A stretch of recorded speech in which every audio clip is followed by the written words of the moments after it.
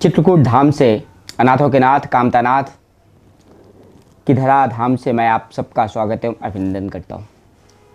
आज के हमारे सत्संग में कामदगिरी धाम के पीठाधिकारी महाराज जी मदन गोपाल दास जी महाराज से हम एक ऐसा गूढ़ प्रश्न करने जा रहे हैं। कामतानाथ भगवान की जो मंगला आरती की जाती है, क्यों की जाती है, बहुत कम लोगों को पता है। महाराज जी कृपया आप बताने का।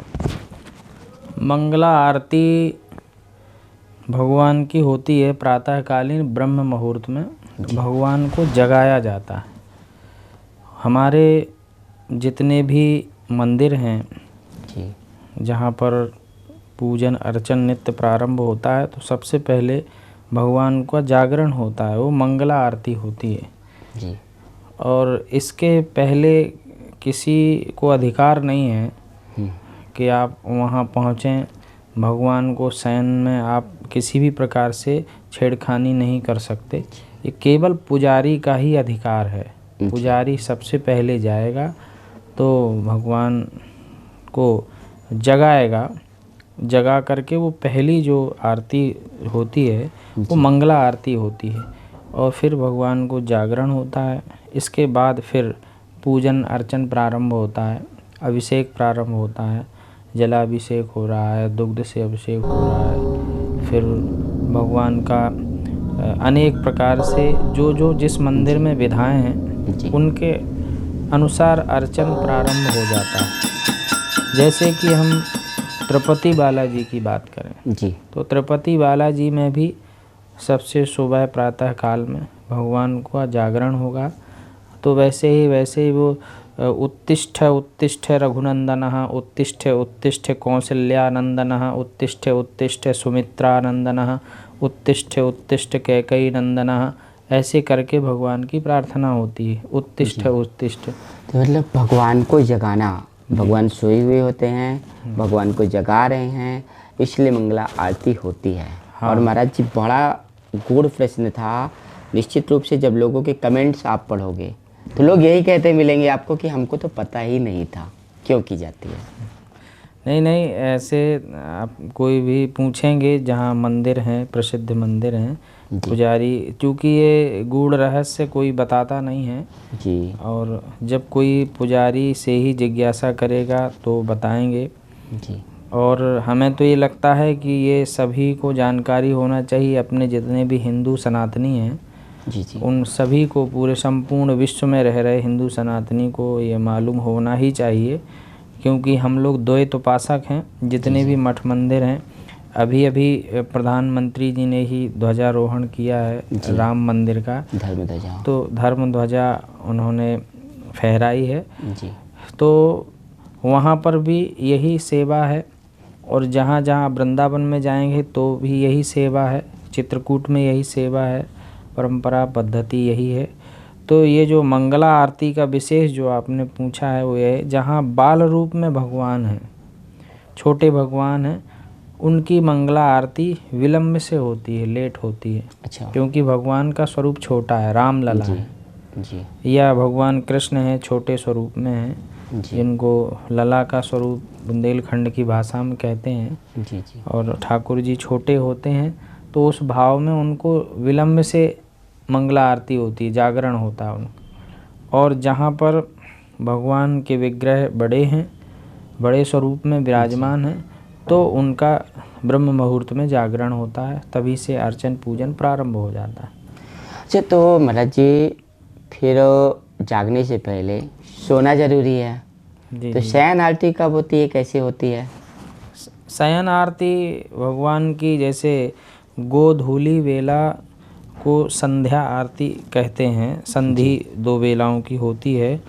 उस समय गोधूली वेला में, उस मध्य वेला में जब दिन और रात की संध्या शाम होती है, तो उस समय भगवान नरसिंह भगवान का अवतार होता है उस वेला में। जी, जी, तो उस स्वरूप में आरती पूजन ध्यान होता है।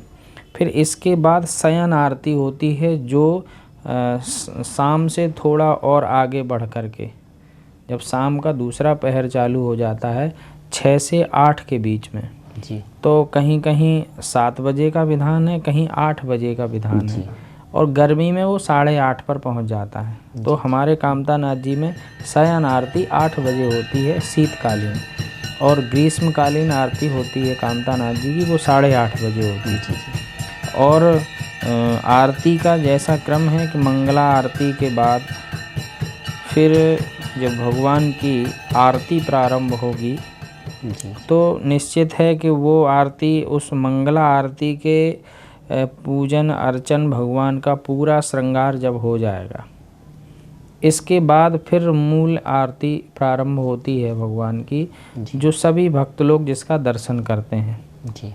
वो आरती होगी हमारी 4:30 बजे से 5 बजे तक।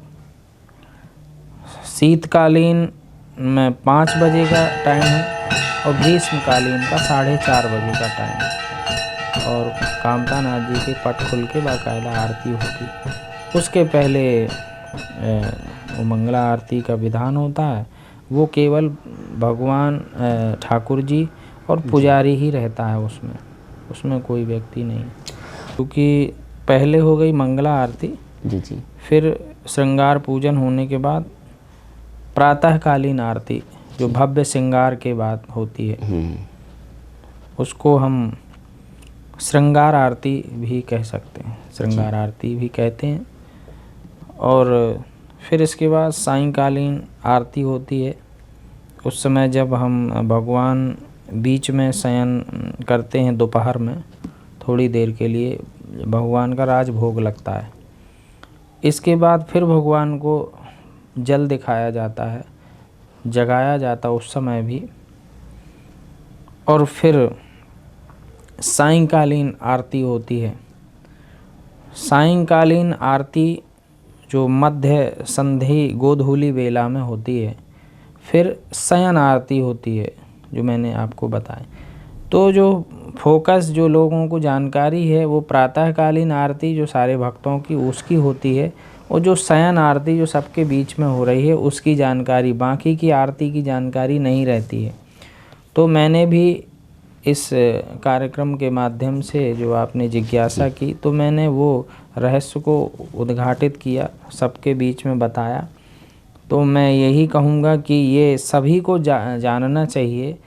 और हम तो ये कहेंगे कि हम अपने संस्थान से एक पुस्तक छपाएंगे जी वो हम सभी भक्तों तक पहुंचाएंगे कि आरती का कैसे विधि विधान होना चाहिए, जी जी। भगवान की कितने बार आरती होना चाहिए, कैसे अर्चन पूजन सब होना चाहिए।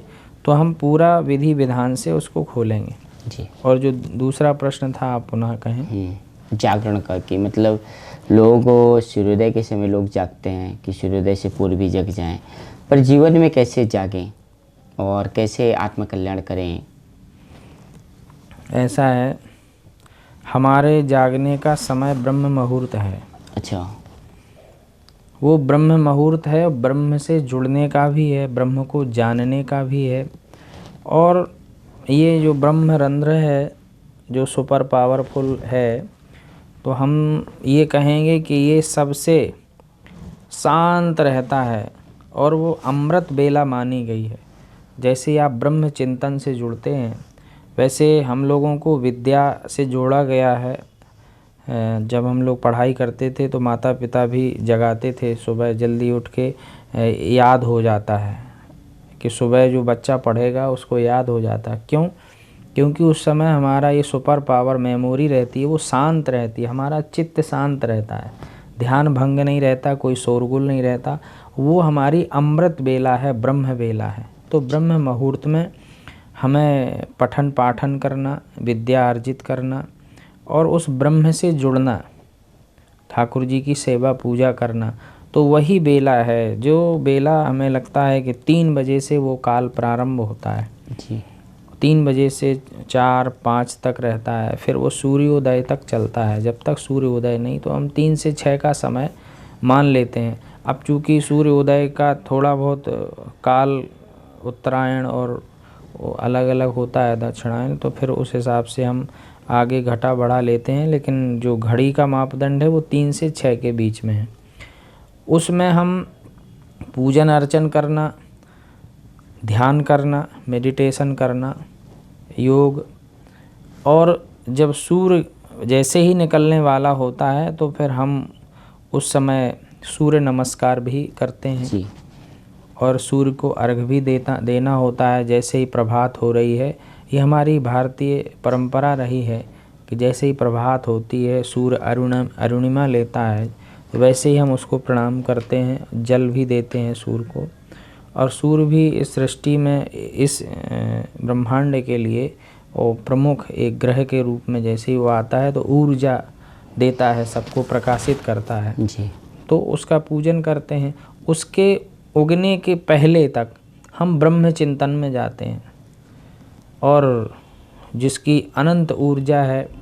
और उस समय प्रकृति भी हमारी बड़ी सुंदर रहती है, शांत रहती है, ठंडक भी रहती है। उस समय की वायु का हम सेवन करते हैं तो वो बिल्कुल अमृत है। उस समय की वायु, हाँ, वायु बिल्कुल शुद्ध रहती है। और दिन भर हम देखते हैं कि प्रदूषण युक्त वायु रहती है जी। चहल पहल चालू हो जाती है। तो जैसे ही सुप्रभात अमृत वेला का होता है उस समय हम जीव जंतुओं को भी देखते हैं, उनकी भी चहचहाट आने लगती, चिड़ियों की चहचहाट आने लगती है अपने आप। धीरे धीरे धीरे धीरे जो है प्रभात होता है। तो जो सबसे शांत चित्त है वो ब्रह्म मुहूर्त है। ब्रह्म मुहूर्त अब हमारा प्रभावित हो गया है। हम देख रहे हैं कि जीवन जब से हमारा प्रभावित हुआ, दूसरी ओर हम देखें कि जाग रहे हैं, रात में सोना चाहिए तो पता नहीं रात भर व्यक्ति दौड़ रहा है, घूम रहा है इधर से उधर, इधर से उधर, किस खोज में है, कौन सी चीज़ खोज रहा है, समझ में नहीं आ रहा। अरे वो अपना जीवन खो रहा है। सबसे महत्वपूर्ण चीज़ ये है कि रात्रि में हमें समय से विश्राम करना चाहिए। इस ऊर्जा को भी तो शांति चाहिए, चित्त को शांति चाहिए। फिर इसके बाद वो ब्रह्म मुहूर्त में उठ करके जो भी कार्य करना हो वो प्रारंभ करे ना जी। जिनसे भी मिलना हो, बात करना हो। लेकिन वो विपरीत स्थिति में है। व्यक्ति रात भर जग रहा है, दिन में सो रहा है। दिन में सोना नहीं चाहिए। और ऐसी अगर लगातार विपरीत स्थिति बनी रहती है तो ये शरीर विपरीत स्थिति में रोगी हो जाता है और बहुत सारे रोग छोटी सी आयु में होने लगते हैं। तो निश्चित है हमको दिनचर्या सुधारना चाहिए। ब्रह्म मुहूर्त का उपयोग जिसके लिए हो उसी के लिए करें। और दिन भर हम देखते हैं कि प्रदूषण युक्त वायु रहती है जी। चहल पहल चालू हो जाती है। तो जैसे ही सुप्रभात अमृत वेला का होता है उस समय हम जीव जंतुओं को भी देखते हैं, उनकी भी चहचहाट आने लगती, चिड़ियों की चहचहाट आने लगती है अपने आप। धीरे धीरे धीरे धीरे जो है प्रभात होता है। तो जो सबसे शांत चित्त है वो ब्रह्म मुहूर्त है। ब्रह्म मुहूर्त अब हमारा प्रभावित हो गया है। हम देख रहे हैं कि जीवन जब से हमारा प्रभावित हुआ, दूसरी ओर हम देखें कि जाग रहे हैं, रात में सोना चाहिए तो पता नहीं रात भर व्यक्ति दौड़ रहा है, घूम रहा है इधर से उधर, इधर से उधर, किस खोज में है, कौन सी चीज़ खोज रहा है, समझ में नहीं आ रहा। अरे वो अपना जीवन खो रहा है। सबसे महत्वपूर्ण चीज़ ये है कि रात्रि में हमें समय से विश्राम करना चाहिए। इस ऊर्जा को भी तो शांति चाहिए, चित्त को शांति चाहिए।